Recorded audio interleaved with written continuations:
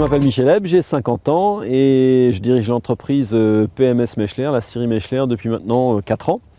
J'ai fait une trentaine d'années dans la distribution alimentaire et donc j'ai décidé de changer complètement et puis d'avoir une deuxième expérience professionnelle en partant de zéro.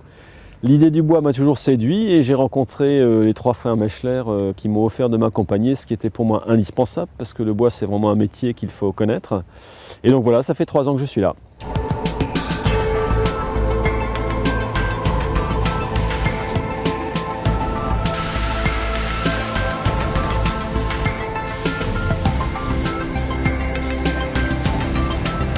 Alors nous sommes une scierie de feuillus de l'Est de la France et donc nos spécialités c'est tout ce qui est plot à destination du menuisier par exemple pour fabriquer des meubles, des escaliers ou alors les frises à viver, les charpentes, frises à viver ça va être à destination de l'industrie du parquet.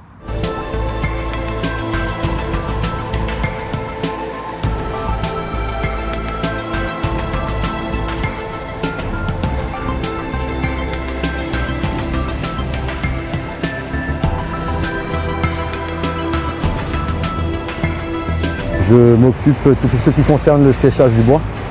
Donc j'ai sous ma responsabilité, j'ai 7 séchoirs, 4 séchoirs sous vide et récemment un pré-séchoir. J'ai un peu tout fait. J'étais à l'écorçage, à l'empilation et à l'expédition. Donc là à l'instant on est devant les hangars 4 et 5. Donc ces hangars sont les hangars où on stocke le gros chêne. Donc le chêne, celui qui a le plus de valeur finalement dans la scierie.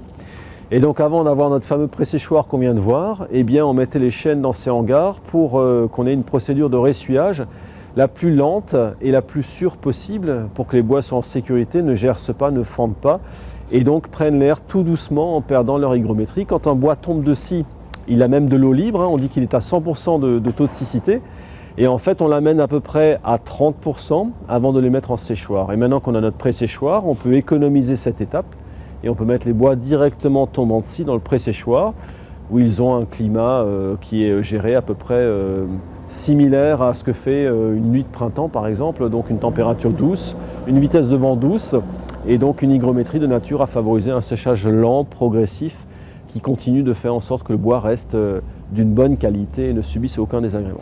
Voilà, donc dans le temps c'était hangar 4 et 5 avec donc ces toiles qui permettent de filtrer en fait la vitesse du vent et qui évitent également par exemple les journées de février où il fait très froid. Là aussi que le bois sèche très vite et donc se fende et mécaniquement subissent des désordres, des désagréments.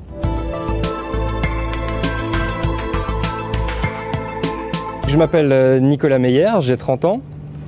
J'ai une formation de technicien supérieur que j'ai poursuivie avec une formation d'ingénieur. Je suis chef de projet chez Laminoc.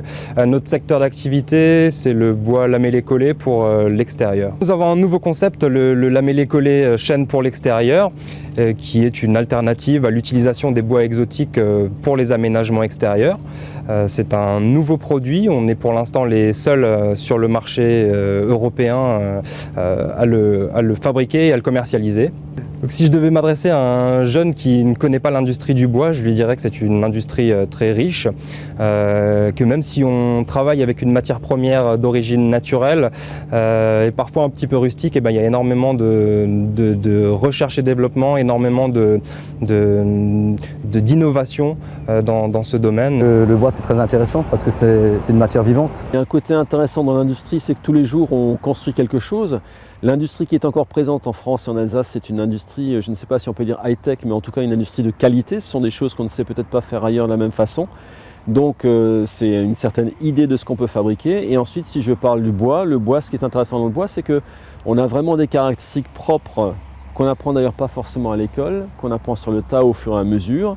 Et donc de ce fait-là, il y a encore moyen dans l'industrie du bois de gravir les échelons, de devenir responsable d'une activité parce qu'on maîtrise parfaitement le bois, le feuillu en particulier, qui est un bois particulièrement sensible et typé.